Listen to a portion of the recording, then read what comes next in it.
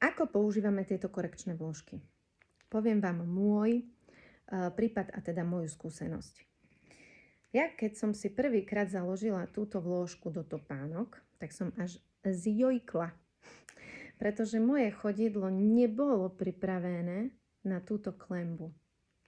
My sa musíme naučiť používať tieto vložky a tú našu nôžku na ne naučiť.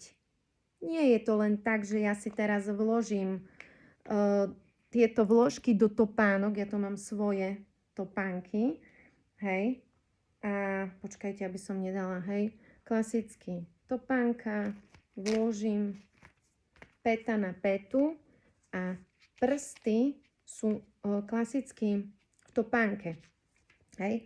A teraz ja sa nevyberiem na 8-hodinovú prechádzku, pretože by mi odpadli nohy. A mala by som veľké bolesti a to by ste nezvládli. Takže prvý deň som ich používala 5 minút. Tu doma 5 minút. Povedala som si, že au. Veľmi to bolelo a rozmýšľala som, či ich vôbec budem používať. Ale zobrala som si ich druhý deň a opäť som si ich dala do topánok na 5 minút. Tretí deň som si pridala, dala som si 10 minút. A tak, ako som cítila, koľko som mohla, tak takto som si pomaličky pridávala. Pozerala som svoje telo, počúvala som ho, ak už ma nohy boleli, alebo som cítila chrbát, alebo som cítila lítka. Niekto má normálne svalovku z týchto vložiek, pretože a hlavne ľudia, ktorí majú plochú nohu. Si predstavte, že máte plochú nohu a odrazu to chodidlo sa vám má takto prispôsobiť. Však to je preto telo doslova šok. Vy ho musíte odnaučiť tomu nesprávnemu držaniu tela, hej? Vy sa odrazu vystriete, narovnáte, vy začnete dýchať, hej? Čiže to nie je o tom, že ja teraz budem za 2 dní zdravá, alebo za 2 dní teraz budem čakať nejaký zázrak. Ja som dala týmto vložkám 3 mesiace a po 3 mesiacoch cítim, keď ich nemám na nohe, že ma bolí chrbát. A potom si uvedomím, že aha, lebo nemám tie vložky, ktoré mi proste robia dobre, pretože vtedy som vystretá, vtedy mám to správne držanie tela, vtedy moje orgány fungujú správne. Takže pozor na to a ešte by som chcela dodať tu jednu dôležitú vec.